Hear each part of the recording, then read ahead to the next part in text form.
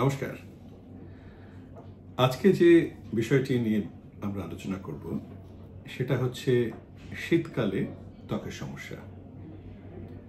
শীতকাল বলতে আমরা যেটাকে বুঝি সেটা এই শহরে বা জেলা শহরগুলিতে, উত্তরের জেলাগুলিকে বাদ দিয়ে বলছি, বিশেষত এই বঙ্গে, এই গাঙ্গেয় বদ্বীপে, দক্ষিণবঙ্গে বিশেষ করে খুব ক্ষণস্থায়ী।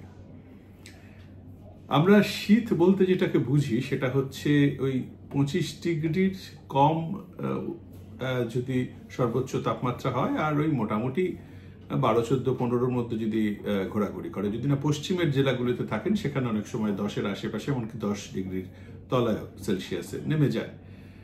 সেটাই আমাদের এখানে শৈত্যপ্রবাহ। শীতকালে যে সমস্যাটা সেটা হচ্ছে, আমাদের প্রথম কথা বলি বাঙালিদের, আমরা তো ব্রিটিশদের কাছ থেকে অনেক কিছুই পেয়েছি। তার মধ্যে একটা হচ্ছে, আমাদের খুব প্রিয় জিনিস হচ্ছে আবহাওয়া নিয়ে ভাবনাহীন কথা। একজন আরেকজনের সঙ্গে দেখা হলো, আজকে বড্ড ঠান্ডা পড়েছে, এরম ঠান্ডা কোনোদিন পড়েনি, বা কি ভয়ঙ্কর বৃষ্টি হচ্ছে, এবার বোধহয় আর বর্ষা এলোই না, বা এত গরম কি ছোটবেলা থেকে কোনোদিন পড়েছে। এই ধরনের কথাবার্তা আমরা বলতে অভ্যস্ত। মানে কি কেমন আছেন বলার আগে আমাদের প্রথম ব্যাপারটা হচ্ছে আবহাওয়া নিয়ে কিছু কথা, এবং সেটা কবি বলে গেছেন, আবহাওয়া নিয়ে ভাবনাহীন কথা। সেটা একটা আমাদের ওই কলোনিয়াল অভ্যেস বলতে পারেন। আর বাঙালিদের আরেকটা ব্যাপার কি জানেন, সেটা হচ্ছে থার্মোমিটার দেখে আমরা কিন্তু এই জামা কাপড় বা মাফলার বা সোয়েটার, শাল সেগুলো বার করি না, আমরা ক্যালেন্ডার দেখে বার করি। সেটা হচ্ছে ডিসেম্বর, নভেম্বর এলো, সাথে সাথে মাথায় মাঙ্কি ক্যাপ, সাথে সাথে ওই কমফোর্টার, শাল, আলোয়ান, এগুলো সব বার হতে শুরু করে। নানা রকমের আজকাল পাফার জ্যাকেট ট্যাকেট এসে গেছে, সেগুলো তো আছেই। খুব যে দরকার হয় এখানে তা না, কিন্তু কয়েকটা সমস্যা হয়। সেই সমস্যাগুলো আমরা একে একে বলতে পারি। সেটা হচ্ছে যে শুধু ঠান্ডা তো নয়, শুধু শীত পড়া মানে শুধু টেম্পারেচারটা কমে যাওয়া নয়, তার সঙ্গে যেটা কমে যায় সেটা হচ্ছে আপেক্ষিক আর্দ্রতা। বর্ষাকালে যেটা হয়, সেই আপেক্ষিক আর্দ্রতা প্রায় 90%-এর উপরে চলে যায় এই গাঙ্গেয় বদ্বীপে। আমাদের এখানে আপেক্ষিক আর্দ্রতার পরিমাণ আবার সেই 30-এর কাছাকাছি ঘুরতে শুরু করে, পরে খড়ি পড়ে। আর তার আগে যেটা হয় সেটা হচ্ছে গায়ে কাঁটা দেয়। এই গায়ে কাঁটা দেওয়া মানে হচ্ছে আমাদের ত্বকের উপর আরেকটার পাইলি বলে একটি খুব সূক্ষ্ম মাংসপেশি আছে, সেটা সংকোচনের ফলে হয়। আর এই সংকোচন করে আমরা চেষ্টা করি যে শরীরের তাপমাত্রাটাকে আমরা নিয়ন্ত্রণে রাখতে। বাইরে যতই ঠান্ডা হোক, আমরা চেষ্টা করি, আমাদের ত্বক চেষ্টা করে আপনাদের শরীরের ভেতরটা যেন অন্তত উষ্ণ থাকে। এছাড়া আরেকটা হচ্ছে যে, ধরুন উত্তরের হিমেল হাওয়া তো থাকবে, তার সঙ্গে যেটা বললাম আর্দ্রতা কমে আসার সঙ্গে সঙ্গে আমাদের ঠোঁট শুকোতে থাকে, আমাদের ত্বক শুকোতে থাকে, খসখসে হয়ে যায়। এটা বয়স্কদের বেশি হয়। বিশেষ করে বয়স্কদের হয় কি, ছোটবেলার মতো আমাদের ত্বকের জল ধরে রাখার ক্ষমতাটা কমে আসে তো, এবং সেই জন্য তাদের ত্বকটা খসখসে হয়ে যায়। তার সঙ্গে কিছু কিছু শারীরবৃত্তীয় সমস্যা থাকতে পারে, কারণ ডায়াবেটিসে কেউ ভুগতে পারেন, কেউ কিডনির সমস্যায় ভুগতে পারেন। আর এছাড়া অ্যাটোপিক ডার্মাটাইটিস বলে একটা অসুখ, সেটাই ইনহেরেন্ট ভাবে শরীরে একটু ড্রাইনেস থাকেই, সেইগুলো থেকেও হতে পারে। আমাদের যে শরীরের উপরের ত্বক, মানে স্ট্রেটাম কর্ডিয়াম যেখানে, সেখানে লিপিড লেয়ার একটা থাকে। এই লিপিড আর ফ্যাটে জারিত ম্যাট্রিক্সের মধ্যে একটা প্রোটিন ভরা কোষের সারি একটা কাজ করে। এরা একটা না ব্যারিকেড হিসেবে কাজ করে, যাতে শরীর থেকে জল উবে যেতে না পারে। যত বয়স হতে থাকে, এই বয়সের সাথে সাথে আমাদের স্কিন থিনিং হতে পারে। এই আমাদের বেরিয়ার যে আমাদের যে ত্বকের যে ক্ষমতা, সেটাও আস্তে আস্তে কমে আসতে থাকে। কিছু কিছু ধরুন জেনেটিক বংশগত অসুখ, ইকথায়াসিস ভালগারিস, অনেকে দেখবেন হাতের পায়ের চামড়া খুব ফাটা ফাটা ফাটা ফাটা হয়ে থাকে, সেটা হচ্ছে ইকথায়াসিস ভালগারিস। জেরোটিক স্কিন সেটা আলাদা ব্যাপার, একটু খসখসে শুকনো চামড়া। ইকথায়াসিসটা একটা জন্মগত বা একটা বংশগত অসুখ, তাদের কিন্তু সমস্যা বাড়ে এই শীতকালে। আরেকটা যেটা খুব সমস্যা হয় সেটা হচ্ছে, আগেই নামটা বললাম একবার, অ্যাটোপিক ডার্মাটাইটিস। অ্যাটোপিক ডার্মাটাইটিসে কি হয়, চুলকানিটা প্রধান, এবং chronic and chronically relapsing dermatitis ছোটবাদেরও হতে পারে, বড়দেরও হতে পারে।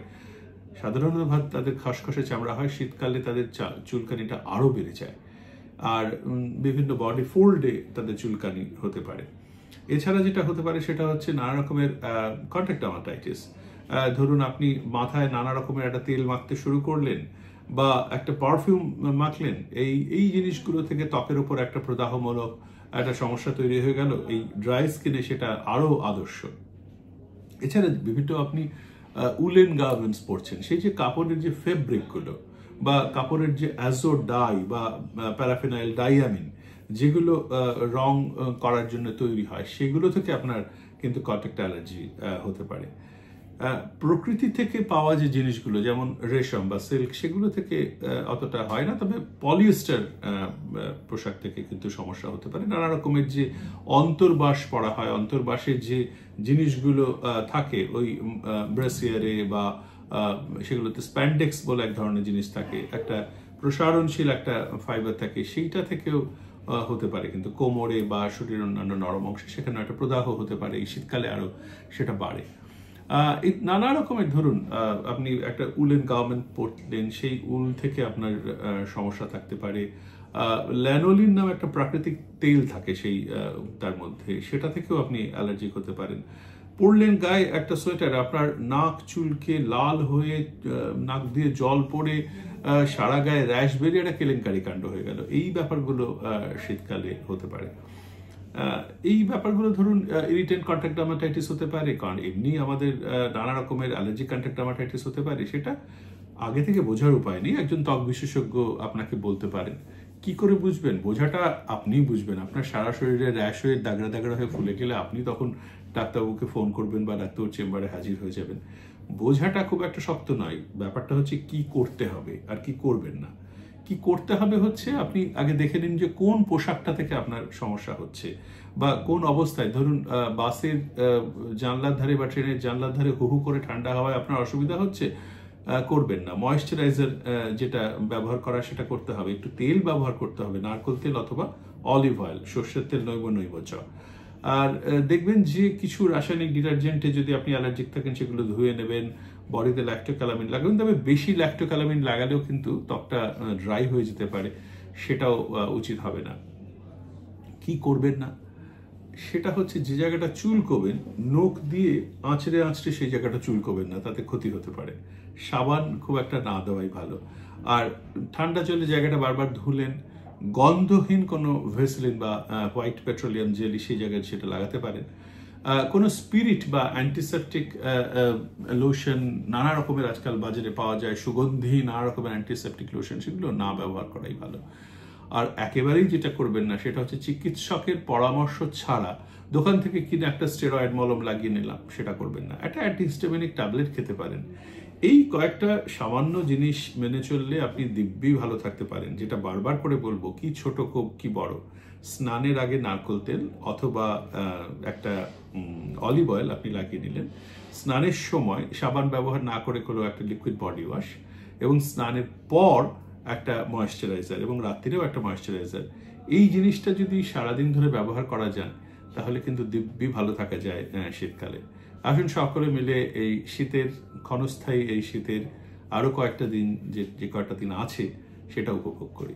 সকলে ভালো থাকুন, সকলকে শুভেচ্ছা জানাই। নমস্কার।